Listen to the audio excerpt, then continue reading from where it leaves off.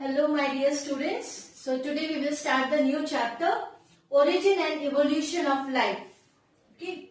Now origin of life on the earth is also called as protobiogenesis, and it can be explained by following theories. Number of theories are there. The first one is the theory of spatial creation, cosmozoic theory, theory of spontaneous generation, and theory of biogenesis. Okay. Now the first one, theory of spatial creation.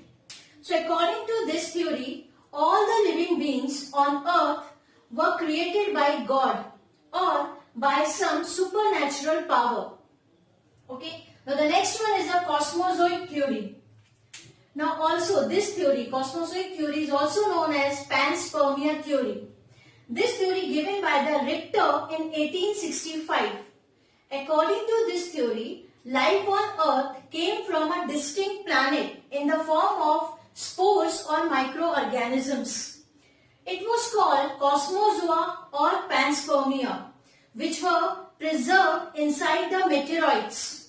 And these meteoroids struck the barren earth to release cosmozoa and helped in development of various creatures. Okay. Now the third one is the theory of spontaneous generation. This theory is also known as theory of autobiogenesis or theory of abiogenesis. According to this theory, life originated from the non-living material spontaneously without any interruption, and this theory supported by Aristotle.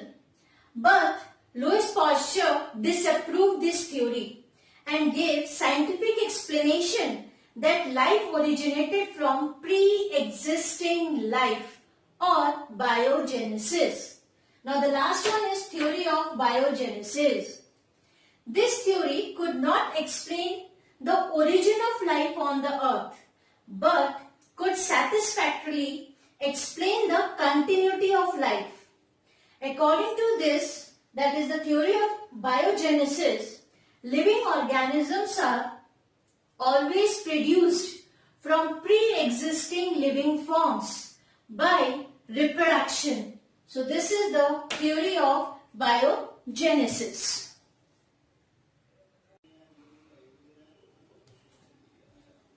Now, chemical evolution of life.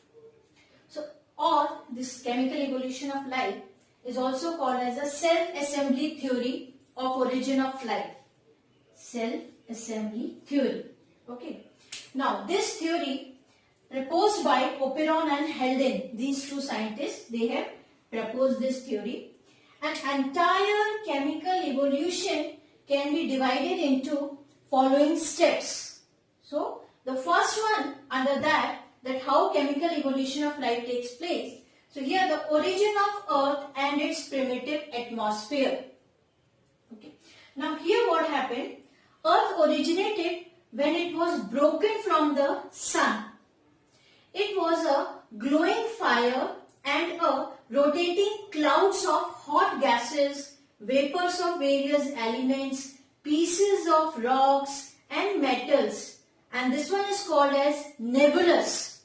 So this mass of gas exploded with a big bang into small pieces, and the earth as a piece was broken from the sun. As the earth was moving away from the sun, the temperature slowly decreases, and this led to the condensation of the gases. So when the condensation of gases takes place, the heavy elements like iron, nickel, etc., they sank at the center of the earth and formed solid core. Okay, so these heavy elements, so they form the solid core of earth.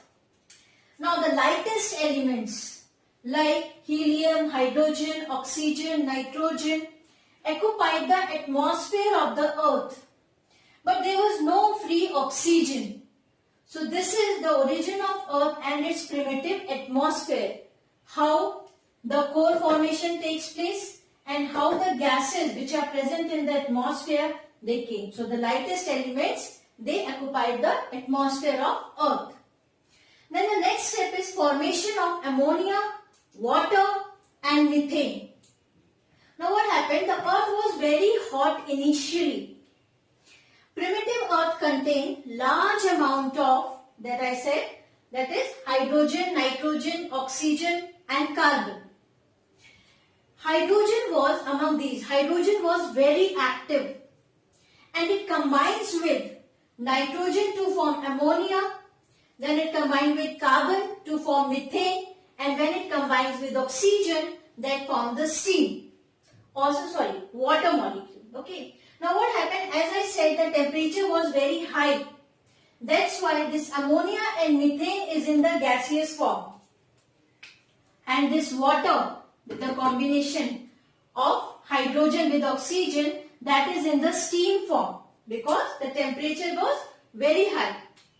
So later on, after many years, the temperature decreases. When the temperature decreases, this steam condensed into water and that water comes down as a rain, and because of this the earth becomes cool. Okay. Now what happened here? Ammonia and methane, they dissolved in the rainwater, and then that steam converted into water, and that water when comes down as a rain, methane and ammonia dissolve in that. So this accumulated in the sea, which contains the ammonia, methane, and then when it combines with the oxygen, okay, then it combines with the hydrogen, here this one. So they form the ammonia. So ammonia and methane, how they came down? With the rain, dissolved in the water, and they accumulated in the sea.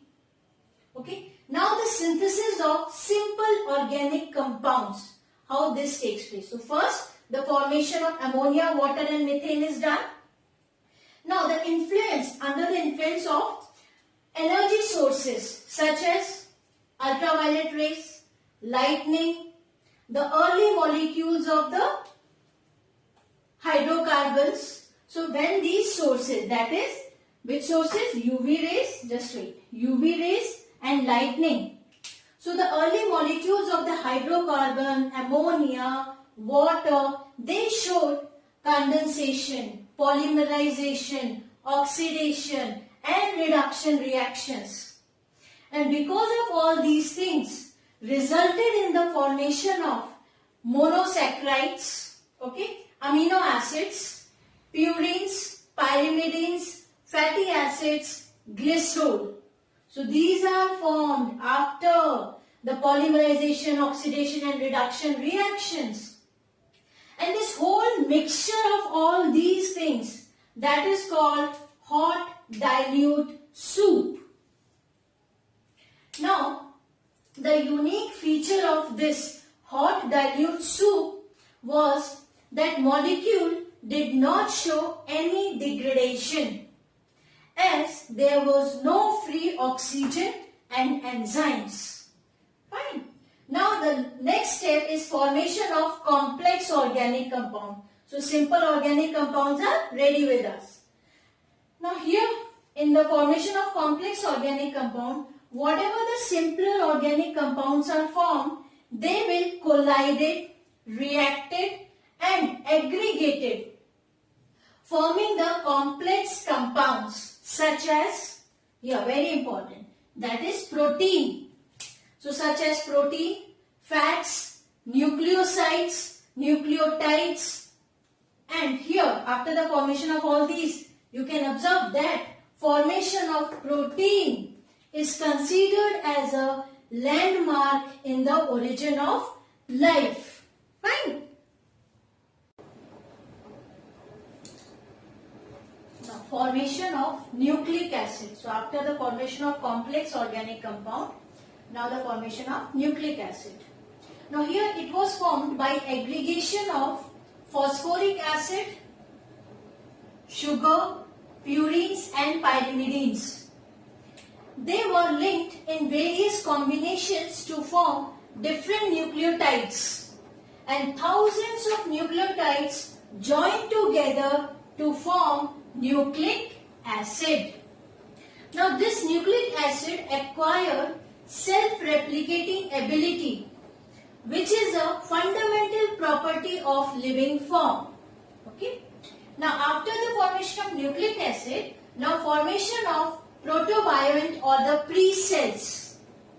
Now here nucleic acids along with the inorganic and organic molecules form the first form of life called protobiont or pre-cells. Now Operon called these aggregates as coacervates, while Sidney called them proteinoids or microspheres. Right? Now formation of first cell. Nucleic acid in pre-cells means here had the capacity to multiply, but gradually it starts directing series of chemical reaction, and very important one like protein synthesis. Now this was the significant step in the transformation of pre-cell into a cell. Why? When the protein synthesis started, so this step where the transformation takes place of the pre-cell into a cell. Now, first cell. First cell was marine and heterotrophic in nature. Heterotrophic, so they obtain their food from the surrounding areas. Growth and multiplication of these cells caused depletion in the food and increase in the carbon dioxide due to fermentation. Now these were the circumstances for mutation, sudden changes, which resulted in the development of chromophores. Now what are these chromophores? These chromophores, they have the ability to trap light energy and convert that into chemical energy. And this even helped in the transformation of heterotrophic organism into the autotrophs. So here the heterotrophs converted into autotrophs. Due to release of oxygen as a byproduct of photosynthesis, because now autotrophs were there, the primitive reducing atmosphere was slowly and gradually converted into oxidizing atmosphere. So these are the steps involved in chemical evolution of life. So we have studied origin of earth and its primitive atmosphere, then formation of ammonia, water and methane, how that takes place, then synthesis of simple organic compounds, then formation of complex organic compounds, then nucleic acid, then probionts or the pre-cell, then the formation of first cell. So this is all about chemical evolution of life. Now Urey and Miller experiment. So they provided the first experimental proof or evidence in support of Operon theory of chemical evolution.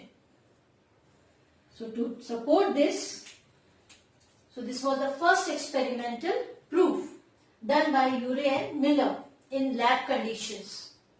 They designed an apparatus and simulated the prebiotic conditions. Now experimental setup. Here you can see I have drawn the diagram. Even you have in your textbook. So you can open that page, keep in front of you. Okay. So first I will read out the labelings what I have done. Here this flask contains the boiling water. This tube connected with the vacuum pump. Here one more that's having the two electrodes. And here the mixture of gases in this chamber. Here the condenser. This one opening for water out. And this one for inlet because this is the condenser. And this lower portion you can see a U-shaped tube which contain the sample. After the whole experiment, the content will be collected in this U-tube structure, organic compounds content. Okay. So this is all about the experimental setup. So one by one I will tell you more detail. The apparatus here in this one, is a closed system of glass. This glass flask, this tube is made up of glass. So everything is of glass except two tungsten electrodes. Okay. And now here, this contains flask for boiling water, tube connected with a vacuum pump, one condenser is there, and U-shaped trap where the sample will be collected after the experiment. So this whole apparatus was first sterilized and evacuated. Now, for starting this experiment, here the boiling water is there, and in this portion they have the mixture of gases methane, ammonia and hydrogen in the ratio of 1:2:2. Okay, and water vapors from the boiling water, that is also adding here. So water vapors along with the gases was circulated continuously through high electric sparks. Those sparks are generated with the help of the electrodes. Now for several days, causing the gases to interact with the help of these electrodes, the spark generated by the electrodes. Now what happened? Later, the mixture of gases passes through the condenser. Means after generating the sparks, the reaction between the gases and water vapors, and then that mixture of gases passes through the condenser and were condensed to liquid form, and liquid mixture was trapped in this lower U-shaped structure where I have written water containing the organic compounds.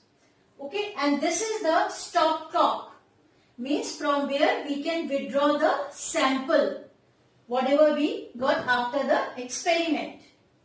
Now, after the completion of this experiment, we got the sample. What is the observation? Here, the trapped product as analyzed for its content, and it was found that variety of simple organic compounds such as amino acid and sugar were formed in this.